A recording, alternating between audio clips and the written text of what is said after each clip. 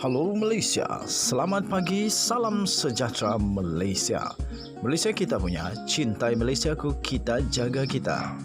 Sebelum kita mulakan berita hangat pada hari ini, untuk anda yang baru pertama kali, silalah untuk sudi tekan butang subscribe, like dan share. Sila juga tinggalkan komen anda kerana setiap komen anda amatlah dihargai. Berita hangat hari ini daripada channel ini, Denyut nadi suara rakyat bergema terus-menerus di dalam channel ini. Setiap hari kita membawakan berita-berita terbaru yang pastinya dinantikan oleh seluruh rakyat Malaysia. Kita akan mulakan berita kita. 1, 2, 3. Berita mula sekarang. Salam sejahtera Malaysia, berita terkini daripada hmetro.com.my. Bertajuk Hishamuddin harap Najib dan keluarga tabah. Berita penuh. Bendahari Agung Barisan Nasional BN Datuk Seri Hishamuddin Husin mendoakan bekas Perdana Menteri Datuk Seri Najib Tun Razak tetap tabah menghadapi rayuan akhir kes penyelewengan dana RM42 juta Malaysia milik SRC International Sdn Bhd. Hishamuddin berkata beliau percaya dengan proses kehakiman yang bebas dan berharap proses itu berjalan dengan adil serta lancar. Katanya, secara pribadi, saya memang mendoakan Datuk Seri Najib dan keluarga tabah menghadapi dugaan ini. Semoga segala-galanya dipermudahkan, katanya. Tambahnya lagi, apa yang penting saya doakan proses di mahkamah akan berjalan secara adil, katanya. Beliau berkata demikian bagi mengulas, Mahkamah Persekutuan kemarin telah menolak permohonan peguam utama Najib yang baru dilantik pada 21 Julai yang lalu, iaitu Hisham T. Potek untuk menangguhkan prosiding rayuan akhir dengan alasan pasukan peguam memerlukan lebih masa untuk mengkaji kes berkenaan dan membuat persiapan. Panel hakim yang telah dipengerusikan oleh Ketua Hakim Negara Tun Tengku Maimun Tuan Mat kemarin dalam keputusannya dipetik berkata, Mahkamah sudah mengingatkan sebanyak 4 kali bahawa ia tidak akan membenarkan prosiding ditangguhkan walaupun berlakunya pertukaran peguam perayu. Panel juga sebulat suara telah menolak permohonan Najib Razak untuk memasukkan bukti tambahan membabitkan bekas Hakim Mahkamah Tinggi Datuk Muhammad Nazlan Muhammad Ghazali menerusi rayuan akhirnya. Panel membuat keputusan itu selepas mendapati ia gagal untuk melihat bagaimana peranan Muhammad Nazlan dalam Maybank sebelum ini selaku kaunsil dan setiausaha syarikat kumpulan Maybank boleh memberi kesan kepada penemuannya dalam perbicaraan SRC International Sdn Bhd. Sekian berita, salam sejahtera Malaysia. Malaysia kita punya, cintai Malaysiaku, kita jaga kita. Jangan lupa tekan butang subscribe, like dan share. Kita jumpa lagi. Bye-bye.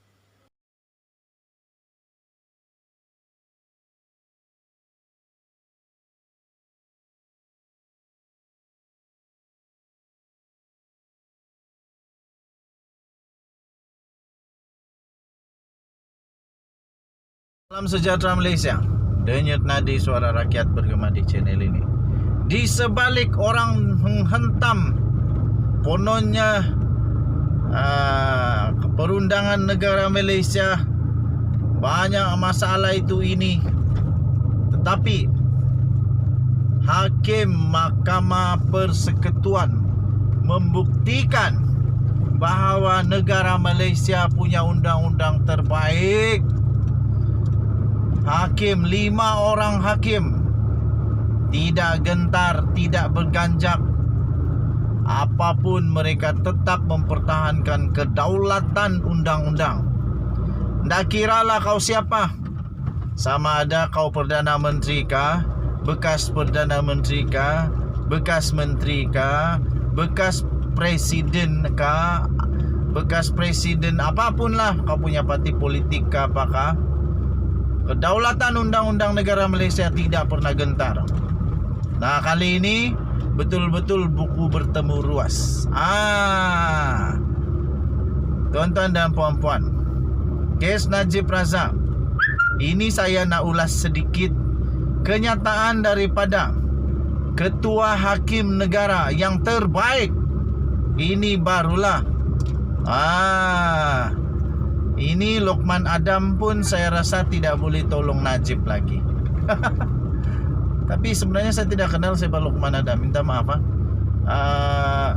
ramai orang selalu sebut nama dia, jadi saya ikut sajalah. Tapi saya tidak kenal dia dan saya tidak apa-apa dengan dia. Oke. Cuma selalu orang cakap kan, selalu orang cakap. Jadi saya pun fikirlah, mungkin Lokman Adam selalu membantu Najib kah? Jadi diorang bilang dalam komen, kali ini Lokman Adam pun tidak boleh tolong Najib lagi. Terus saya pun heran, siapa bak Lokman Adam ini? Kamu kasih kenal bah saya. Di ruangan komen itu kamu komen siapa Lokman Adam, supaya saya boleh kenal, supaya saya pun tidak sembarangan cakap nama-nama orang, mana tahu kan. Oke.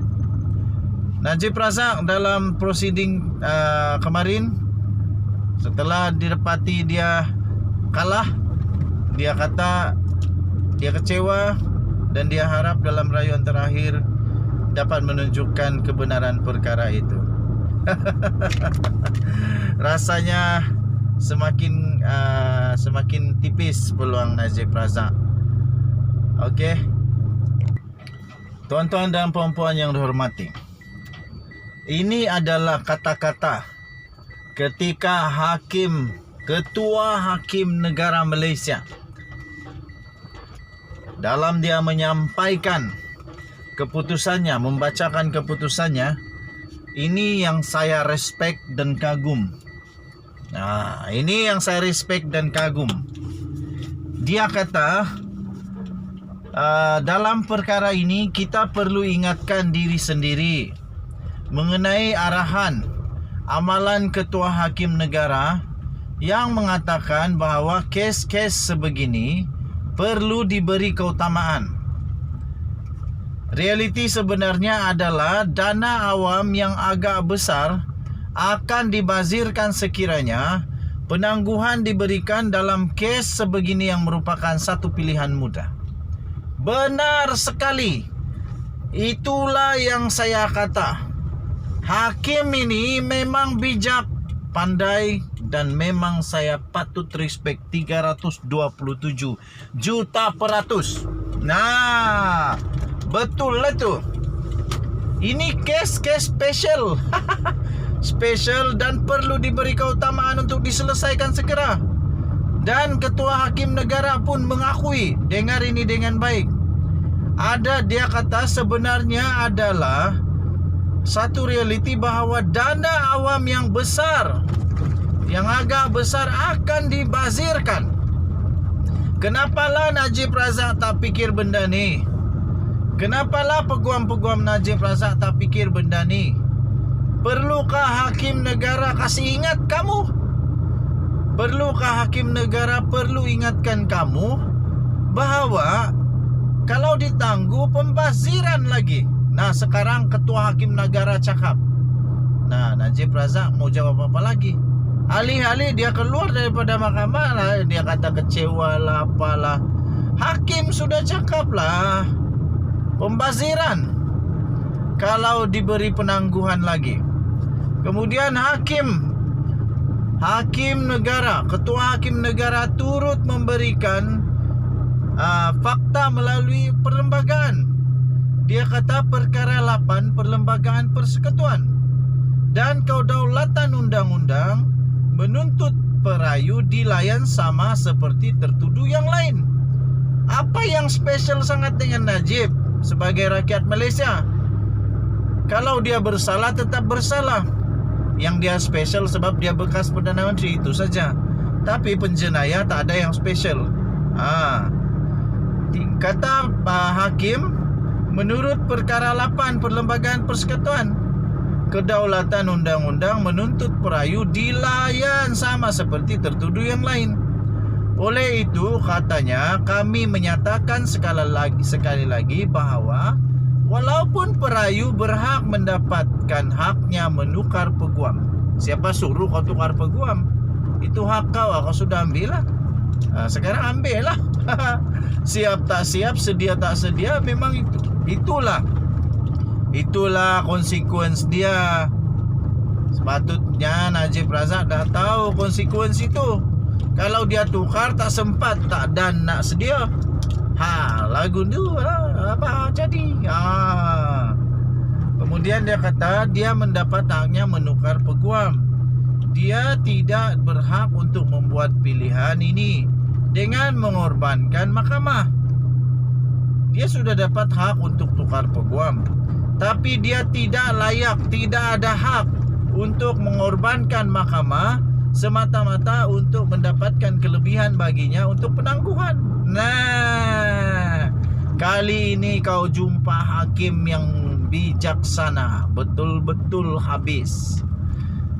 Katanya dia tidak berhak membuat pilihan ini dengan mengorbankan mahkamah, pendakwaan atau keseluruhan sistem keadilan. Betul.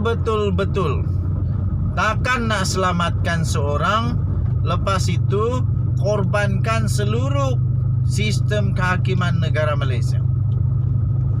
Betul, katanya, dan menambah, pihak pembelaan memohon penangguhan rayuan ini atas sebab mudah, iaitu mereka tidak bersedia. Bukan tentang bukan pasal rayuan itu untuk apa macam-macam lah alasan yang lain. Tapi menurut hakim itu alasannya mudah saja, bahawa mereka tidak bersedia, itu saja. Siapa suruh? Orang Sabah bilang kotor.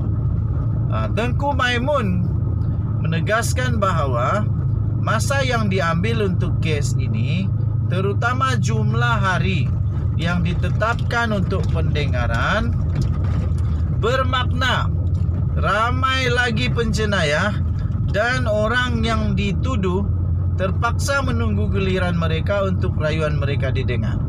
Sebab Najib Razak selalu minta tangguh.